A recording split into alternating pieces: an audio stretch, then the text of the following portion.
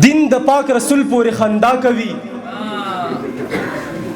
دین د پاک رسول پورې خندا کوي. یو ورځ به د ګور تورې تیارې لځي او پته به یې هلته په میدان لګي، دلته که څوک دی لا که هغې لځي.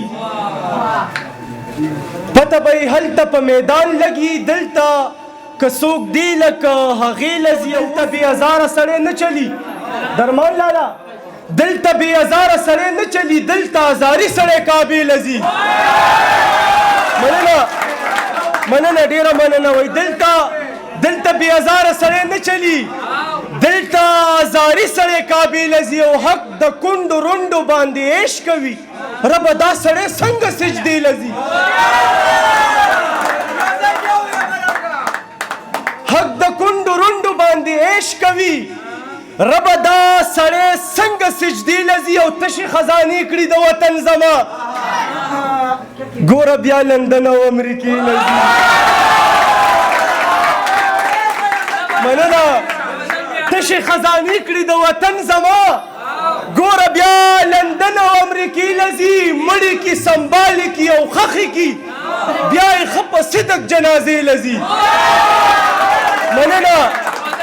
مړی کی سنبالی کی او لړی کی بیا یې ښه په صدق جنازې لځي.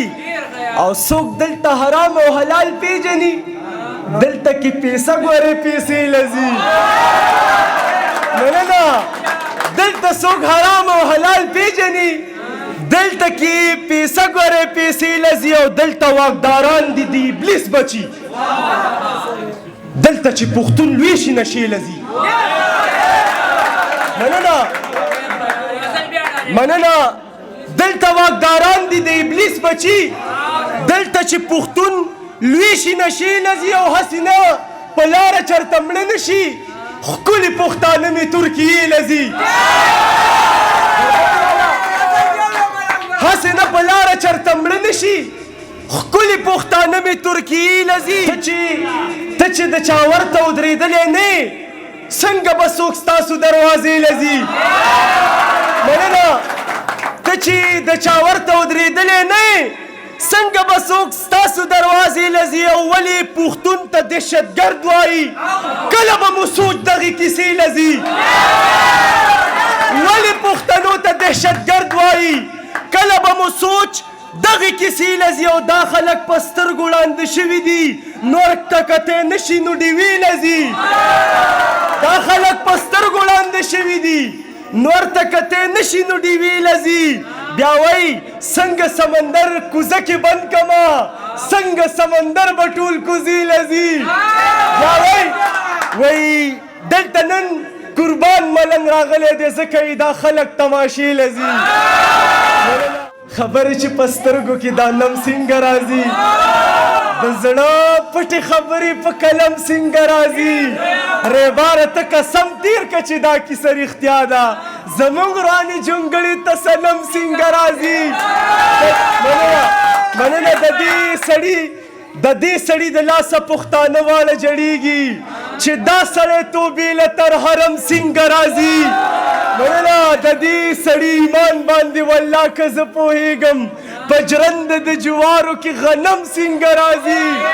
او په دغه واقعې باندې مې پوه که جناب سپیکر، جومات ته د سپیانو منځ کې بم څنګه راځي. لږ وګوره پښتون د پېښور په وینو سور شو، زموږ په خوشحالۍ کې هم دا غم څنګه راځي. قربان کومه د پټو زړونو خبرداره، زما بې قرارۍ له به همدم څنګه راځي. ګل د اوربل یم بې اوربله ژوند کومه، جانانه ستا دیدن دپاره د مور او پلاره مرور راغلی یمه. او په ما دې کل پتاو شا چې پتاو شینو دیدن لبدر زما. او عاشقي دومره او بد مرض دی چې ټول وجود کې د زړه سر خوري کوي نه